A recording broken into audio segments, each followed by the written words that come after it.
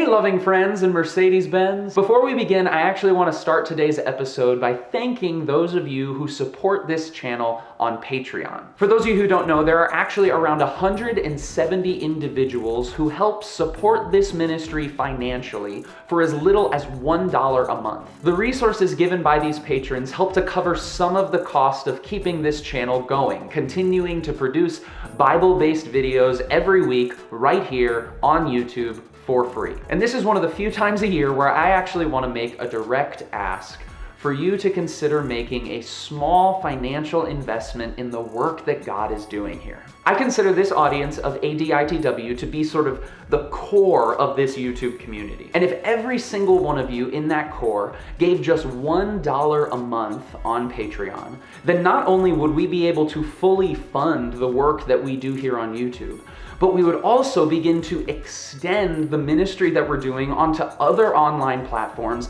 in a more intentional way. And that's the goal. That is the dream. So for $1 a month, that's $12 a year. Or if you want to give beyond that, great. Just visit the Patreon link in the description down below. And now, ADITW.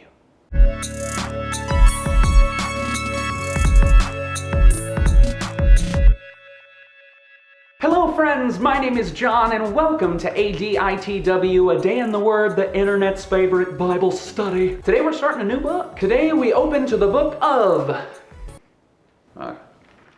it's Colossians. It's Colossians. After Corinthians. Colossians! So as always, we want to start every study of a new book by getting a little context surrounding it. The book of Colossians was a letter written by Paul to the church at Colossae. Now history tells us that the church at Colossae, this was a community of Christians that were really struggling to grasp just how simple the gospel message, the good news of Jesus, could be. They were struggling to grasp its simplicity, and so what they were doing is they were actually adding a lot of man-made rules and rituals to their religion. And so Paul here, he has decided to write a letter in the hopes of conveying the simple power of the gospel. I'm sure you've experienced in life that something doesn't always have to be complicated in order to be true and good. In fact, it's usually that the things that are the truest and the best are the things that are the most simple, like pizza. Give me some crust, tomato sauce, cheese, dip in some ranch dressing. Don't at me on the ranch. From the Midwest, people. And so to start today, I want to read for you all from Colossians chapter 1, verse 21. It says, "Once you were alienated from God and were enemies in your minds because of your evil behavior. But now he has reconciled you by Christ's physical body through death to present you as holy in his sight, without blemish and free from accusation. If you continue in your faith, established and firm, and do not move from the hope held out in the gospel. This is the gospel that you heard, and that has been proclaimed to every creature under heaven, and for which I, Paul, have become a servant."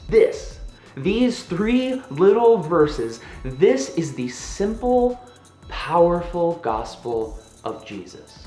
We don't need to add to it. You can't make the good news better. We don't need to do more because the text tells us that Jesus already did everything. As my good friend Zach Wendell would say, the gospel is Jesus plus nothing. It's not Jesus plus your church attendance, or Jesus plus how much you serve, or Jesus plus your biblical knowledge. For me, I have to remember it's not Jesus plus how effective my ministry is or how many people watch my videos. The gospel is Jesus plus nothing, and if I might add, the gospel is Jesus plus nothing because Jesus is already everything. And if you're like me and you're like the Christians at Colossae, so often we want to overcomplicate that message.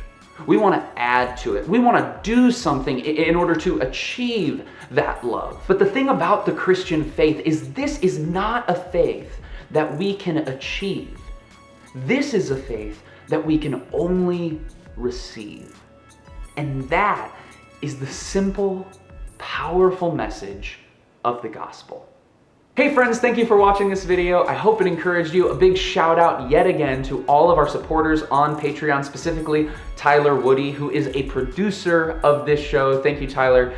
You're a hero. Once again, if you are interested in supporting this channel financially for as little as $1 a month, you can just click that Patreon link down below and get yourself all set up today. I would be very, very grateful.